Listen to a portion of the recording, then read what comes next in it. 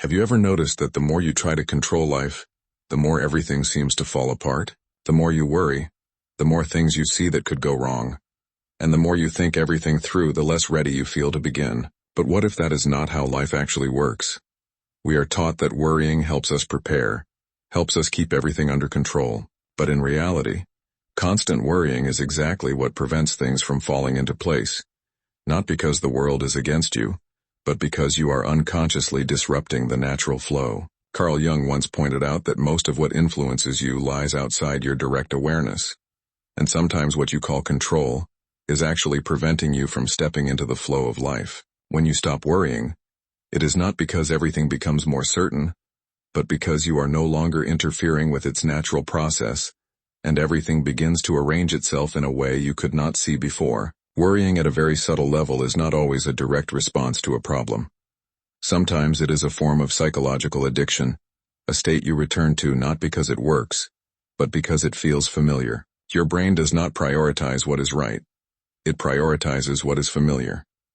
If you are used to reacting with worry, your brain will automatically pull you back into that state, not because it is good, but because it is known. Worry is like a rocking chair.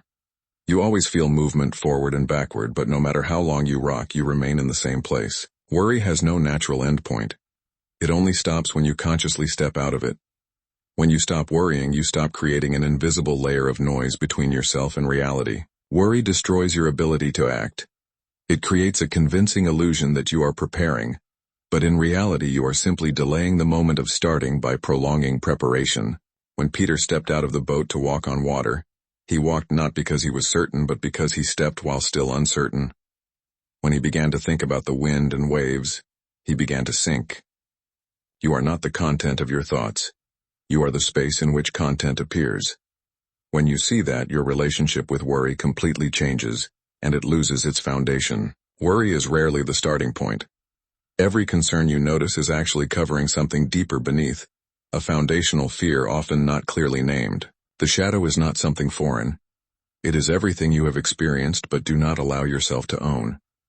When you begin to face it, the conflict starts to diminish, and worry gradually loses its reason to exist. When worry no longer dominates, the way you act becomes lighter and more natural.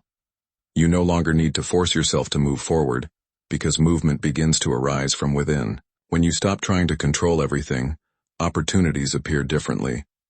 You begin to notice signals you previously missed, and a small step creates a chain reaction you could never have predicted. Life does not require you to control it perfectly. It only requires you not to disrupt it.